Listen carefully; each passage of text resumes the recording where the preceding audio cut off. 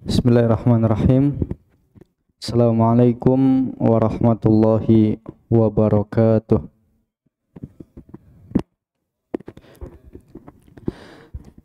Alhamdulillahi rabbil alamin.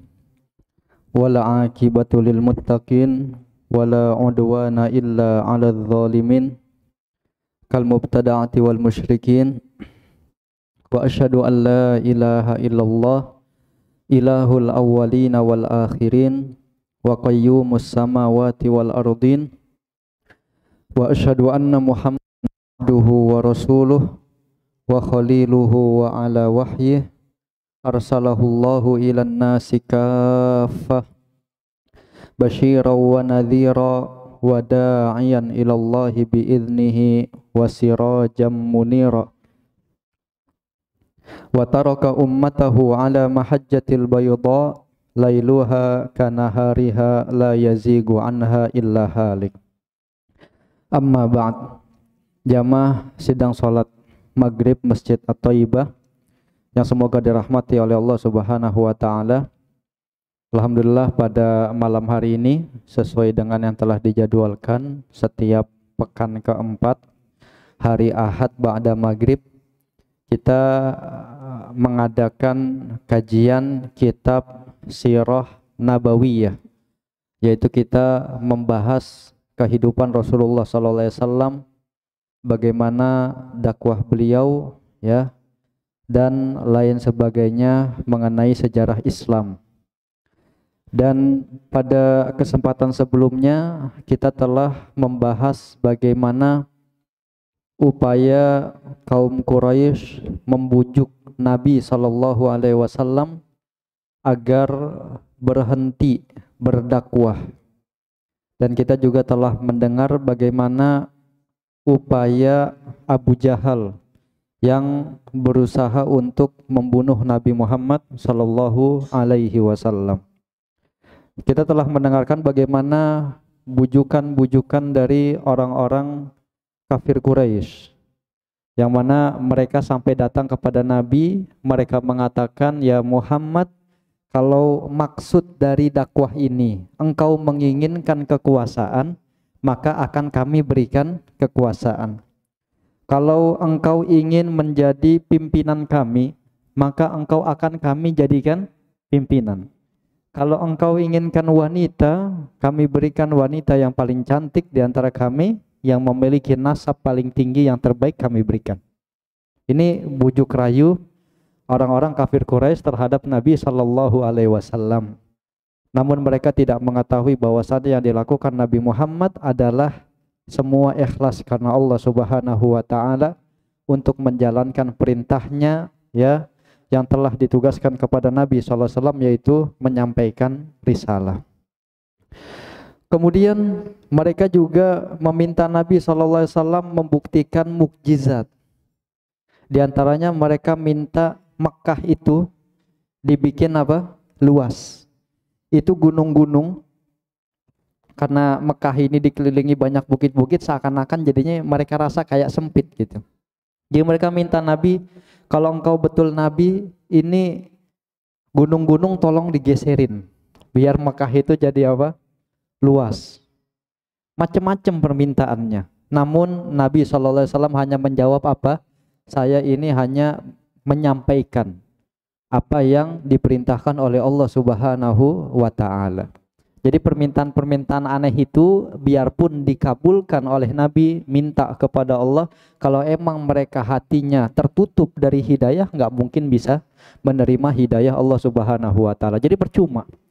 Orang-orang yang sudah terketuk hatinya dengan hidayah, membuka dirinya menerima hidayah Allah Subhanahu wa taala, enggak pakai banyak minta ini minta itu.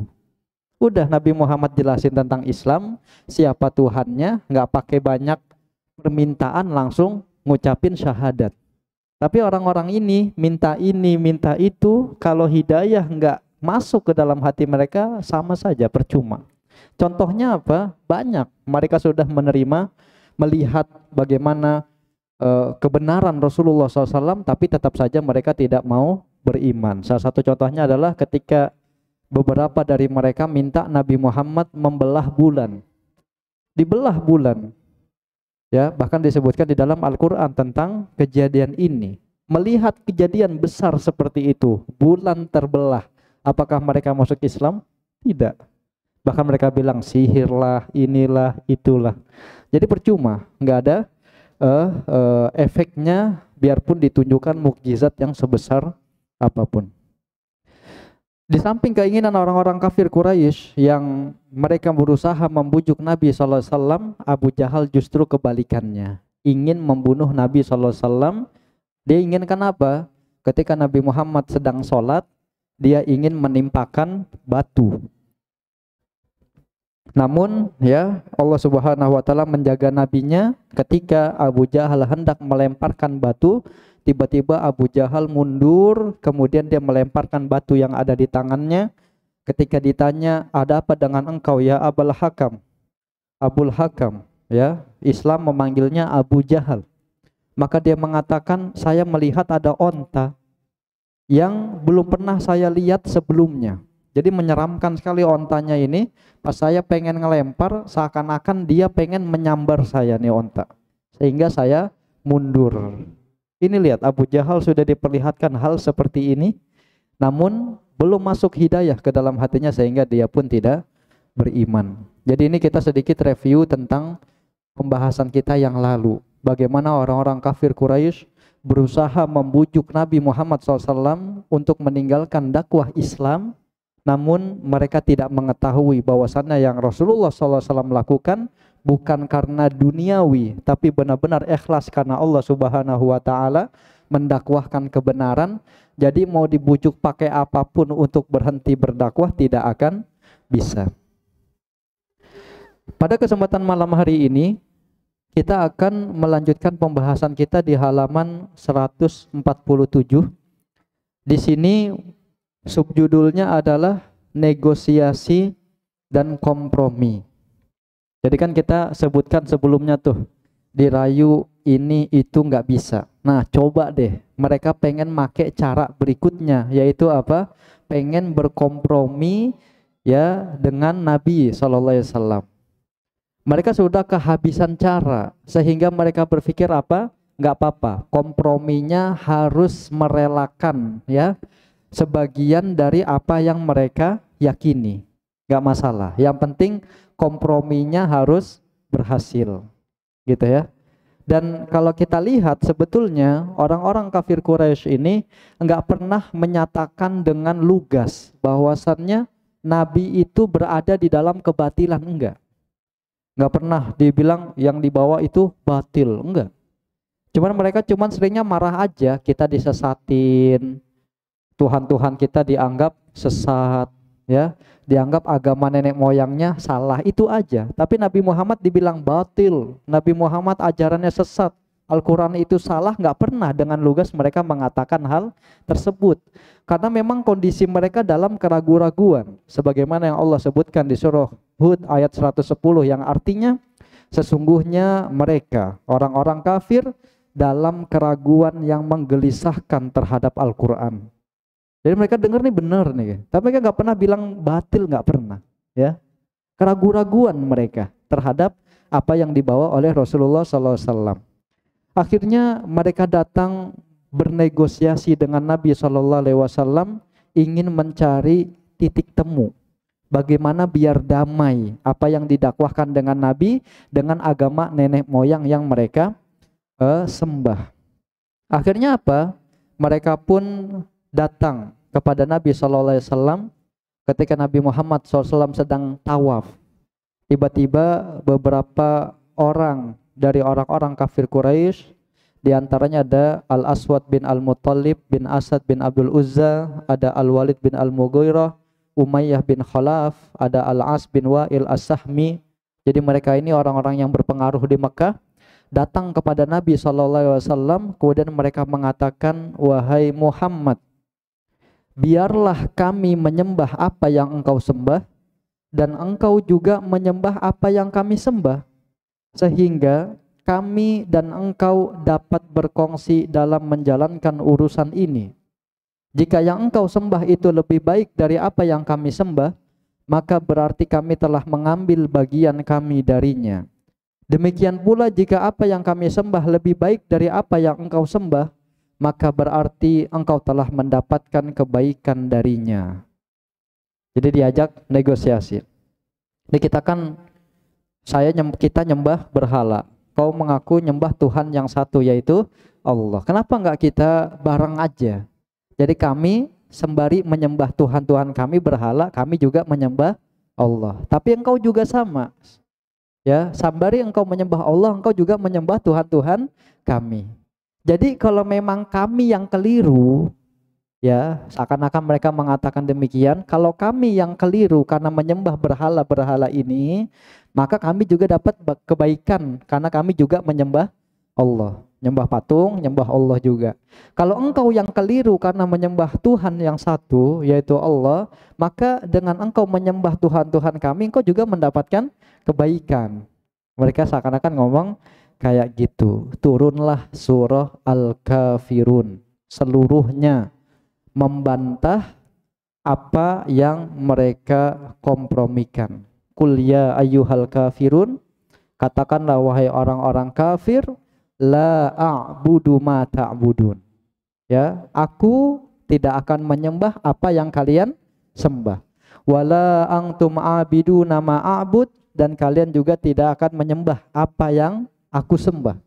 Wala antum a'biduna ma la a'budu ma ta'budun wala antum a'biduna ma a'bud wala ana a'bidum ma abattum wala antum a'biduna ma a'bud lakum dinukum waliyadin. Dan kalian juga tidak akan menyembah, kedua kali diulangi, apa yang aku sembah. Bagi kalian agama kalian, bagi kami agama kami. Jadi nggak ada kompromi kalau dalam masalah ini. Tegas dijelaskan. Udah, agama kamu menyembah berhala, ya sudah.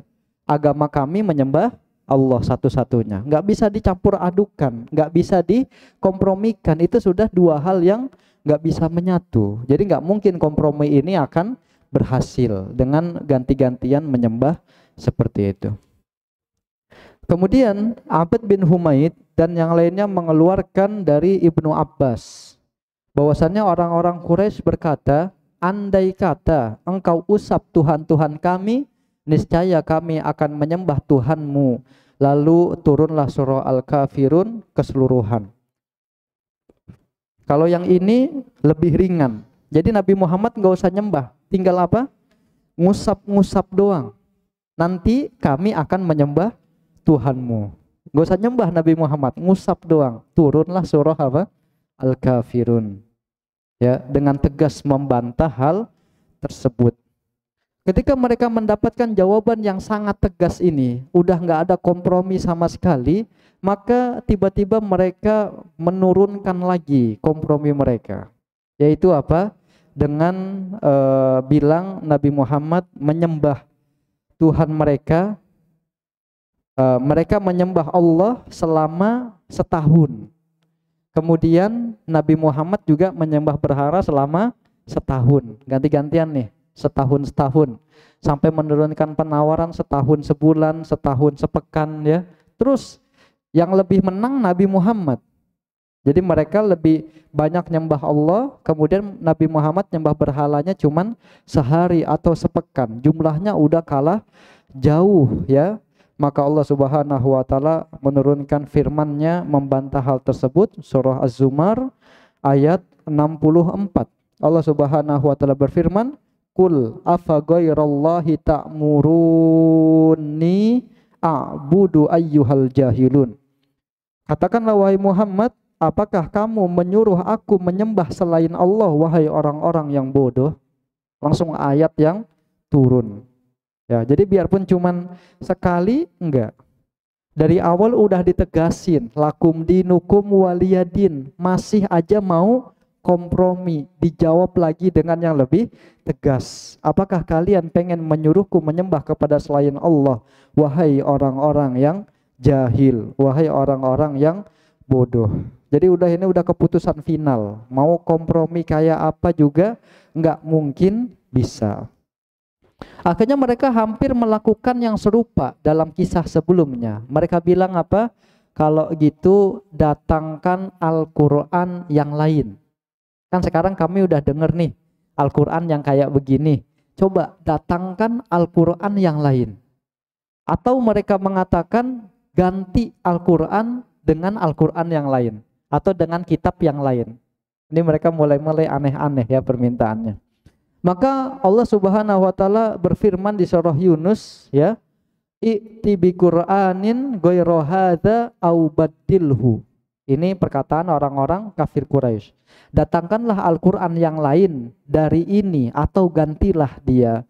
Maka Allah Subhanahu wa taala menjawab di ayat berikutnya, "Qul ma yakunu li an ubaddilahu min tilqa'i nafsi in attabi'u illa ma yuha ilai.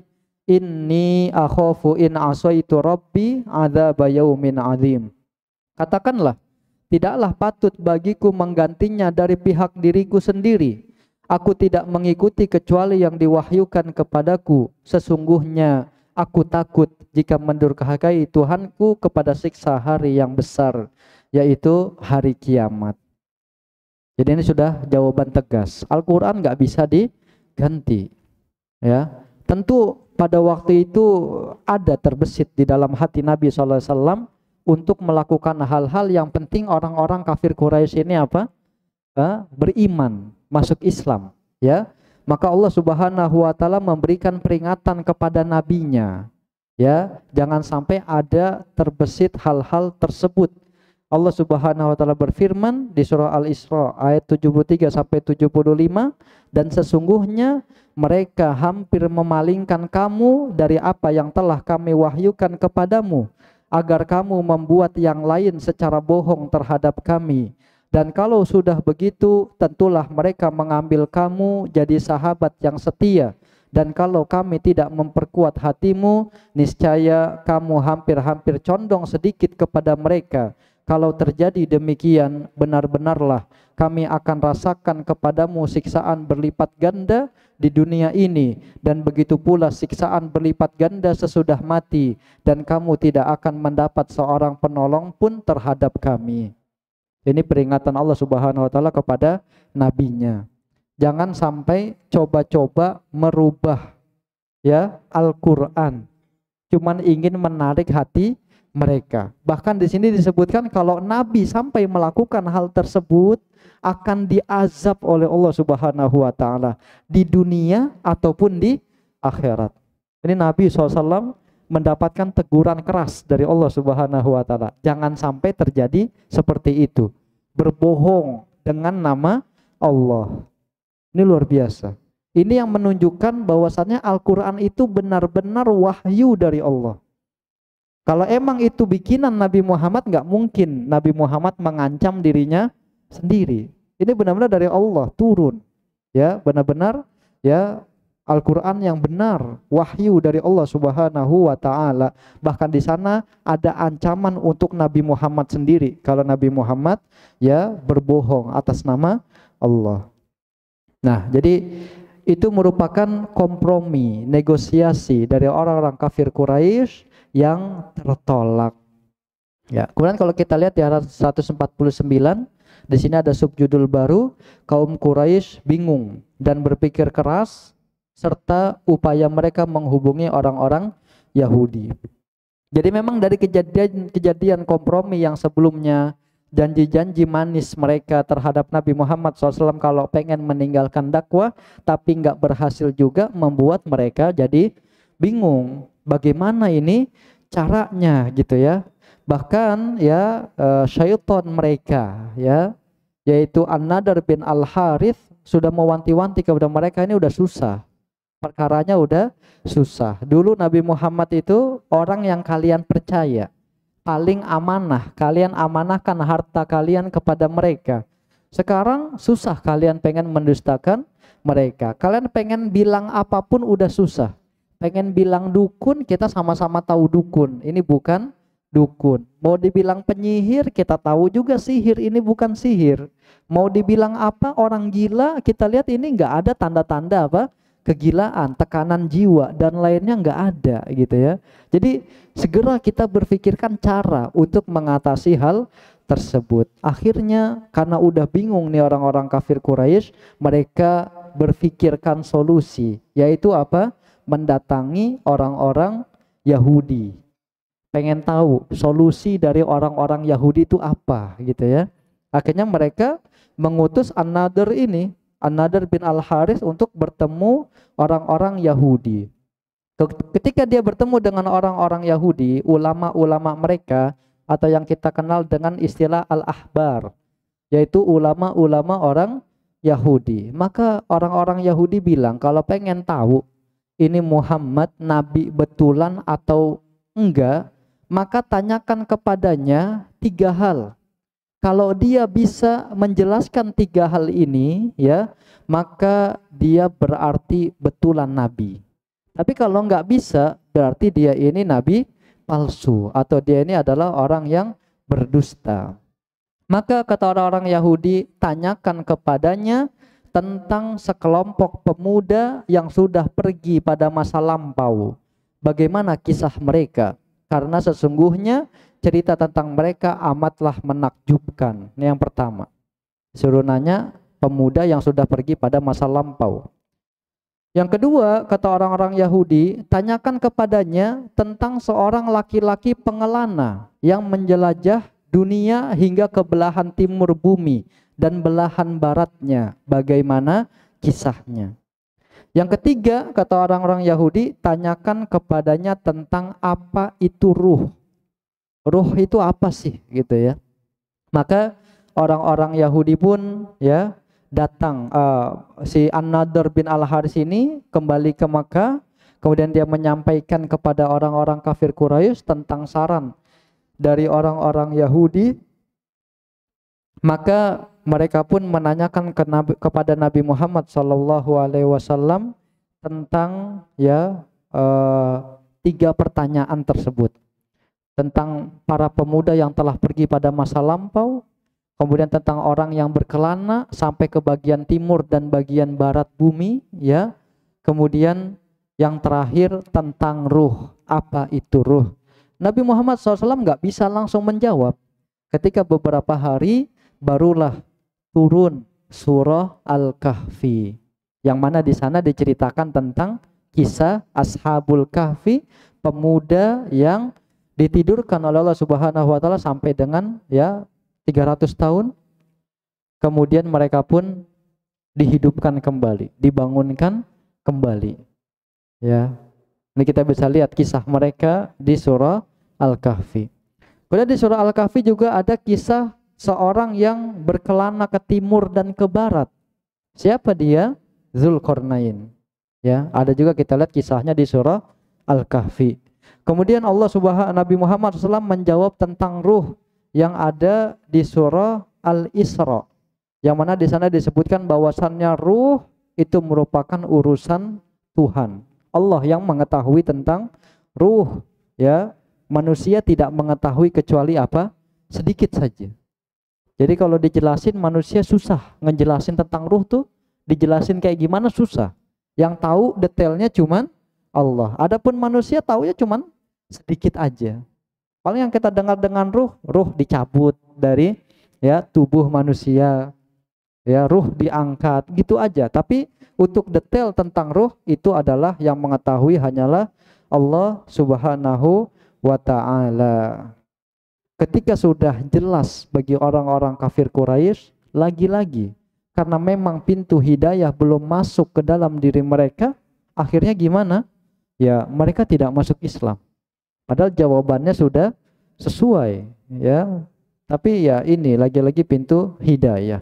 Maka kita selalu berdoa semoga Allah selalu memberikan hidayah kepada kita, mendawamkan hidayah di dalam hati kita. Jadi itu tentang bagaimana mereka berupaya datang ke orang-orang Yahudi. Sekarang kita masuk ke subjudul berikutnya tentang sikap Abu Thalib dan keluarganya.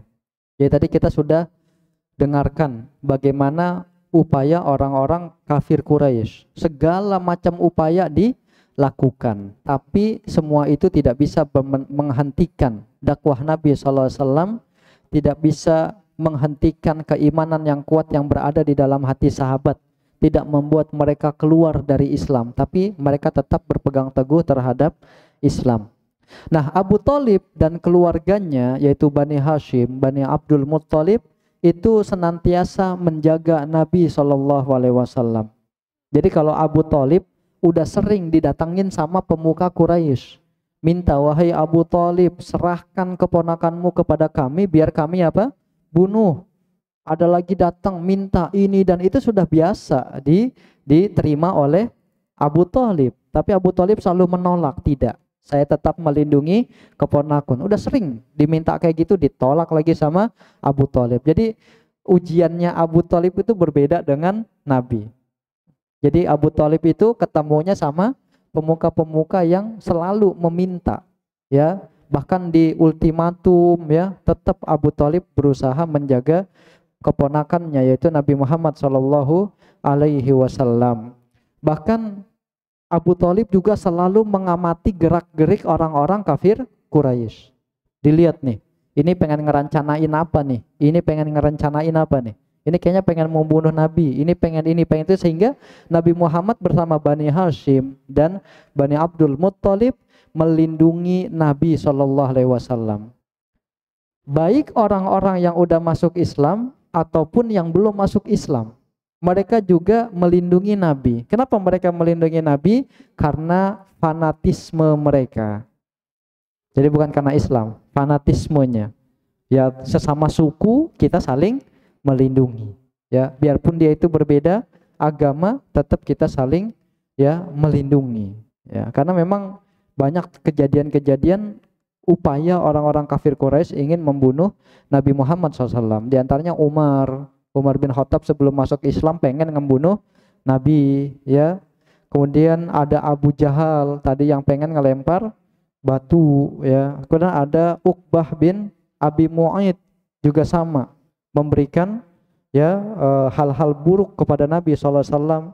Nabi Muhammad sampai diludahi oleh Uqbah ini, ya. Jadi ini hal-hal yang membuat Abu Thalib menjadi berhati-hati melindungi Nabi, sehingga mengumpulkan semua keluarganya untuk melindungi Nabi, dan semua keluarganya karena fanatisme ikut melindungi Nabi SAW, kecuali satu orang, yaitu orang yang udah dijamin masuk neraka sementara dia masih hidup. Siapa itu? Abu Lahab. Ini satu-satu sama-sama Bani Hashim, ini udah nggak bisa. Tetap dia berada di kubu orang-orang kafir Quraisy yang ingin membunuh Nabi Muhammad SAW. Baik jamaah yang semoga dirahmati Allah Subhanahu wa taala, kita masuk ke halaman 152. Di sini kisah menarik tentang pemboikotan menyeluruh. Jadi kan kita sebutkan di awal Bani Hashim, Bani Abdul Muttalib melindungi Nabi SAW. Orang-orang kafir Quraisy nggak bisa tembus, pengen nyentuh Nabi SAW nggak bisa, karena dilindungi oleh pamannya yaitu Abu Thalib. Akhirnya mereka berkumpul nih, mereka berkumpul di Bani Kinanah namanya, ya. Kemudian mereka di sana bersumpah. Apa sumpah mereka? Untuk tidak menikahi Bani Hashim dan Bani Al-Muttalib. Tidak berjual beli dengan mereka, tidak bergaul, tidak berbaur, memasuki rumah maupun berbicara dengan mereka, hingga mereka menyerahkan Rasulullah SAW. Mereka catat perjanjian itu di dalam sebuah sahifah, di dalam sebuah kertas yang berisi perjanjian sumpah bahwa mereka selamanya tidak akan menerima perdamaian dari Bani Hashim dan tidak akan berbelas kasihan terhadap mereka kecuali bila mereka menyerahkannya, yaitu Rasulullah SAW, untuk dibunuh. Nah ini udah, oh ini Bani Hashim, Bani Abdul Muttalib pengen ngelindungin, ya udah kita boikot sekalian. Jadi nggak menikahkan anak mereka, nggak mau ngomong, nggak mau jual beli, udah diboikot, ya. Bani Al-Muttalib dengan Bani Hashim, ya. Dan ini persyaratan ini ya ditulis oleh Baghid bin Amir bin Hashim. Ada beberapa riwayat yang mengatakan itu adalah Nadr bin Al-Harith, Mansur bin Ikrimah, Namun yang lebih rajih menurut buku ini adalah ini ditulis oleh Baghid bin Amir bin Hashim yang menulis perjanjian itu kemudian ditempelkan di Ka'bah, ya. Kemudian Rasulullah SAW mendoakan kebinasaan terhadap penulis perjanjian ini sehingga tangannya lumpuh. Dia nulis perjanjian, Rasulullah doakan kebinasaan, tangannya langsung lumpuh, nggak bisa ngapa-ngapain lagi.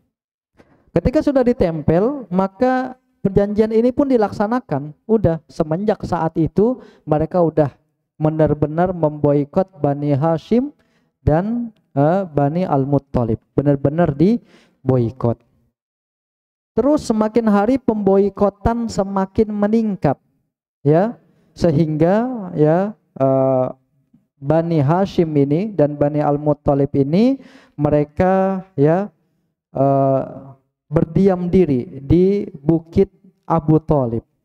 Mereka ya menetap di Bukit Abu Thalib, ya, atau di celah bukit milik Abu Thalib.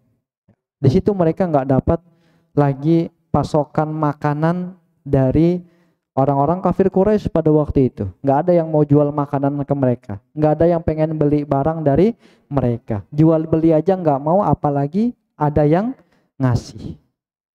Ya, nggak mau. Mereka kadang-kadang berusaha keluar untuk beli makanan dari pendatang yang berdagang di Mekah. Namun apa yang terjadi sama orang-orang kafir Quraisy? Langsung diborong. Itu sebelum dibeli sama yang lagi diboikot nih, datang langsung diborong, nggak mau dijual. Kadang-kadang mereka keluar di bulan haram. Di bulan haram kita ketahui mereka meyakini di situ nggak boleh menzolimi orang lain. Ya, akhirnya ketika orang-orang ini pengen beli sesuatu, otomatis mereka harus menjualnya karena nggak boleh menzolimi orang lain. Tapi mereka siasati, jual pakai harga nggak masuk akal. Harganya mahal banget sehingga yang lagi diboikot ini nggak bisa membeli. Jual tetap jual, tapi jualnya dengan harga mahal. Ya udah sama aja, nggak bisa beli juga. Bahkan beberapa kali ada orang-orang yang berusaha membantu mereka, yaitu dengan apa? Mengirimkan makanan. Ya, ada yang lolos berhasil ngirimin makanan, ya. Ada juga yang ketangkep sehingga dilarang untuk memberikan makanan kepada ya Bani Hashim dan Al-Muttalib, ya. Bahkan ada kisah ada orang namanya Hakim bin Hizam. Dia bawa gandum untuk ngasih ke bibinya yaitu Khadijah radhiyallahu anha. Pengen dikasih gandum nih dari Hakim bin Hizam ini. Ketika pengen berangkat ke sana dihadang oleh orang-orang kafir Quraisy. Di antaranya Abu Jahal menangkapnya, dicegah biar dia nggak mengirimkan gandum. Untungnya di situ ada orang yang bernama Abul Bukhturi, ya. Dia akhirnya datang menengahi permasalahan tersebut sehingga akhirnya Abu Jahal membiarkan Hakim bin Hizam ini memberikan gandum kepada Rasulullah Shallallahu Alaihi Wasallam. Ya, lewat Khadijah tentunya radhiyallahu anha. Bahkan diceritakan sering terdengar jeritan tangis wanita dan anak-anak karena apa? Karena kelaparan. Akhirnya mereka memakan daun. Jadi daun-daun itu dimakan. Memakan kulit-kulit. Jadi kalau daging itu bukan dagingnya. Sampai akhirnya yang dimakan apa? Kulitnya. Nah, jadi ini bagaimana yang mereka lakukan dan ini berlangsung selama 3 tahun. Berlangsung selama 3 tahun. Walaupun sedang mendapati masa-masa boikot, Nabi SAW tetap berdakwah. Jadi ketika jamaah haji datang, tetap Nabi Muhammad SAW berdakwah. Dan perlu kita ketahui, sebagaimana telah kita sebutkan sebelumnya, Abu Lahab seperti biasa, ngikutin di belakang Nabi. Nabi Muhammad berdakwah ngajak Islam, tiba-tiba dia bilang apa? Jangan percaya sama orang itu. Dia itu apa? Pembohong. Dia itu disebut-sebutin kayak gitu. Berupaya menghalau dakwah Nabi Muhammad Sallallahu Alaihi Wasallam. Dan pada akhirnya terjadilah pembatalan terhadap Shahifah perjanjian ini. Jadi setelah 3 tahun ya orang-orang kafir Quraisy memboikot Bani Hashim dan Bani Al-Muttalib, maka terjadilah pembatalan terhadap perjanjian ini, yaitu tepatnya pada tahun ke-10 kenabian. Ya, pada tahun ke-10 kenabian. Di sini ya, pembatalan ini diprakarsai atau dimulai oleh orang yang bernama Hisham bin Amr dari suku Bani Amr bin Lu'ay. Jadi Hisham bin Amr ini, ya tentunya kita ketahui ketika terjadi pemboikotan, enggak semua orang-orang kafir Quraisy itu setuju, enggak semua. Ada yang setuju, tapi ada juga yang enggak setuju karena enggak tega ngelihat bagaimana penyiksaan atau tersiksanya orang-orang yang sedang diboikot, yang berada di lembah Abu Thalib itu. Mereka di satu sisi mereka merasakan kenikmatan makanan, minum, tapi di satu lain ya saudara-saudara mereka dari Bani Hashim, dari Bani Al-Muttalib terkurung di lembah Abu Thalib dan tidak mendapatkan makanan sama sekali, sehingga mereka pun terpecah, ada yang setuju, ada yang tidak, ya. Dan yang tidak setuju ini ada yang mulai memberontak, yaitu dimulai dari Hisham bin Amr. Hisham bin Amr ini datang kepada Zuhair ya bin Abi Umayyah, yang mana ibunya merupakan Atikah binti Abdul Muttalib. Jadi Zuhair ini dia nggak diboikot, tapi ibunya diboikot. Maka Hisham bin Amr ini datang kepada Zuhair, wahai Zuhair, apakah engkau tega dapat menikmati makan dan minum, sementara saudara-saudara dari pihak ibumu berada dalam kondisi seperti yang engkau ketahui saat ini? Ya, dibilang kayak gitu. Alhamdulillah wassalatu wassalamu ala Rasulillah wa ala alihi wa sahbihi wa man wala wa ba'd. Bapak Ibu jamaah yang semoga dirahmati oleh Allah Subhanahu wa taala, kita akan melanjutkan kembali tentang subjudul pembatalan terhadap sahifah perjanjian tadi, yaitu perjanjian pemboikotan Bani Hashim dan Bani Al-Muttalib. Kita ulangi sedikit bahwasannya pemboikotan ini tidak disetujui oleh orang-orang kafir Quraisy seluruhnya. Tapi sebagian mereka setuju, sebagian mereka kontra terhadap pemboikotan tersebut. Sehingga termasuk dari orang-orang yang kontra, yaitu Hashim ini, Hisham bin Amr ini, ya, dia datang kepada Zuhair, yang mana ibunya termasuk dari orang-orang Bani Hashim atau Bani Abdul Muttalib. Kemudian si Hisham ini datang berkata kepada Zuhair, wahai Zuhair, apakah engkau tega dapat menikmati makan dan minum, sementara saudara-saudara dari pihak ibumu berada dalam kondisi seperti yang engkau ketahui saat ini? Kita makan minum enak, keluarga dari ibu kamu kelaparan, nggak makan, ya, susah mereka mendapatkan makanan. Apa jawaban dari Zuhair? Zuhair bilang, bagaimana engkau ini? Aku ini cuman sendirian. Apa yang bisa aku lakukan untuk membatalkan perjanjian ini? Baru dia bilang apa? Seandainya ada satu orang saja yang ikut bersama saya berusaha untuk membatalkan perjanjian ini, maka mungkin saya akan berani bergerak. Dia bicara kayak begitu. Kata Hisham apa? Ada satu orang yang siap untuk membantu kamu. Siapa itu? Saya. Ini kata siapa? Hisham. Mungkin awalnya si Zuhair ini pengen mengatakan mustahil loh. Saya cuman sendiri, ya, nggak ada temennya. Sekarang kan dia mengatakan kalau ada satu aja lagi, ya, yang pengen membantu saya untuk membatalkan perjanjian ini, saya berani maju gitu. Itu pinternya siapa? Hisham. Hisham langsung mengatakan apa? Ada, saya. Ya udah, dia udah tergantung ngomong kayak gitu, akhirnya siap untuk maju membatalkan perjanjian tersebut. Namun kata Zuhair apa? Kalau gitu kita cari orang ketiga. Ya, kalau bisa lebih dari 2 orang, kenapa enggak? Gitulah ibaratnya. Akhirnya mereka datang kepada Mut'aim bin Adi. Kemudian mereka mengingatkan kepada Mut'aim bin Adi tentang tali persaudaraan dengan Bani Hashim. Karena kan ibu-ibu mereka ada yang keluarganya dari Bani Hashim, diingetin lagi. Diingetin dengan kata-kata yang sama.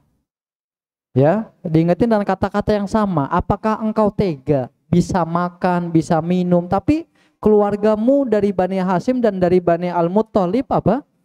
Kelaparan. Maka dia pun berkata seperti Zuhair. Apa yang dia katakan? Bagaimana engkau ini? Apa yang bisa dilakukan oleh aku yang sendirian? Kalau pengen melanggar apa? Sumpah gitu ya. Maka kata si Hisham apa? Engkau sudah mendapati orang keduanya. Siapa dia? Aku, kata Hisham. Aku siap membantumu. Baru dia bilang, kalau gitu kita cari orang ketiga. Kita udah dapat orang ketiga, siapa? Ini Zuhair, siap gitu ya. Ya udah, mereka bertiga nih. Kalau gitu kita cari orang keempat katanya. Oke, akhirnya mereka datang ke Abul Bukhturi bin Hisham. Tadi yang berhasil menyelamatkan gandum nyampe ke Khadijah.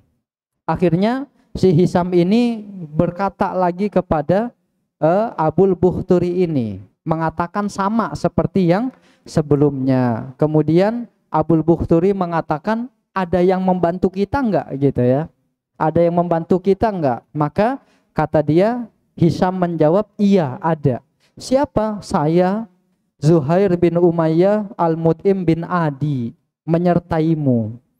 Udah, akhirnya berapa? Berempat. Kata si Abul Bukhturi, dia mengatakan kalau gitu kita cari orang yang kelima. Datanglah ke orang yang bernama Zam'ah bin Al-Aswad bin Al-Muttalib. Berbincang lagi dengannya. Akhirnya si Zam'ah ini bertanya lagi, apakah ada orang yang ikut serta dalam urusan ini?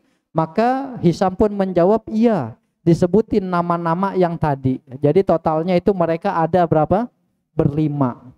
Itu dipelopori oleh Hisham ya, dia pintar. Akhirnya mereka menyusun sebuah rencana. Di pagi harinya mereka pergi ke tempat berkumpulnya orang-orang ya Quraisy. Kemudian ya Zuhair dengan membawa senjata, dia mengelilingi Ka'bah. Biasanya mengelilingi Ka'bah nggak bawa senjata, dia bawa pedang mengelilingi Ka'bah. Kemudian setelah tawaf 7 kali, dia menghadap ke halayak ramai orang-orang, kemudian dia berseru, wahai penduduk Mekkah, apakah kita sampai hati menikmati makanan dan memakai pakaian sementara Bani Hashim binasa?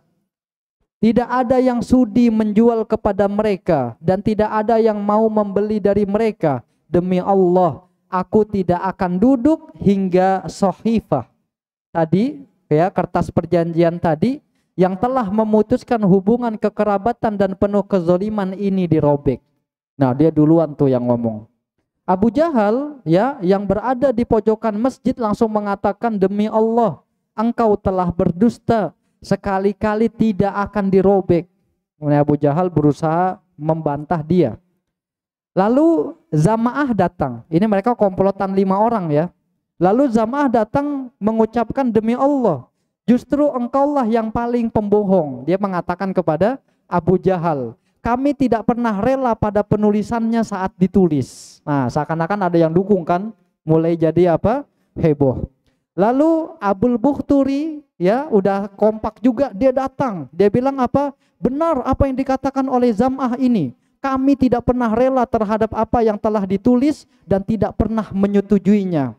Datang lagi Mut'im bin Adi. Dia mengatakan apa? Mereka berdua ini benar. Sungguh orang yang mengatakan selain itulah yang berbohong. Kami berlepas diri kepada Allah dari sohifah tersebut dan apa yang ditulis di dalamnya. Baru yang terakhir datang siapa? Hisham, pelopor pertama, ditimpalin sama dia. Jadi seru kan? Abu Jahal sendiri dikeroyok 5 orang yang berpendapat. Lalu Abu Jahal mengatakan, saya yakin kalian nih udah komplotan ini gitu ya. Udah sepakat dari sebelumnya pengen ngebantah-bantah kayak begini gitu ya. Akhirnya Abu Thalib yang waktu itu ada di pojokan masjid, dia pun datang menemui kerumunan tersebut. Kemudian Abu Thalib mengatakan bahwasannya keponakanku mengatakan Allah telah mengutus rayap untuk menggerogoti sohifah tersebut.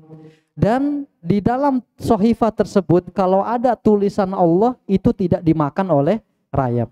Jadi isi yang ada di sohifah ini semuanya udah dimakan rayap kecuali yang bertulisan Allah. Baru Abu Thalib mengatakan, kalau misalnya keponakan saya salah, maka silahkan kalian lanjutkan pemboikotan. Tapi kalau yang dikatakan oleh keponakan saya benar, maka kalian harus menghentikan pemboikotan ini. Maka kata mereka, ini baru yang adil. Kita buktikan, benar nggak perkataan Nabi Muhammad SAW. Mereka pun melihat kepada sohifah tersebut, ternyata benar. Semua tulisan yang ada di sohifah tersebut sudah dimakan oleh rayap, kecuali tulisan Bismikallahumma, dengan namamu ya Allah. Dan semua tulisan yang bertuliskan Allah itu enggak dimakan oleh rayap. Sehingga ya mereka pun menghentikan pemboikotan tersebut, membatalkan, sehingga Rasulullah SAW bersama orang-orang yang berada di celah bukit milik Abu Thalib dapat keluar ya. Mereka lagi-lagi bisa berjual beli ya, melakukan aktivitas seperti biasanya.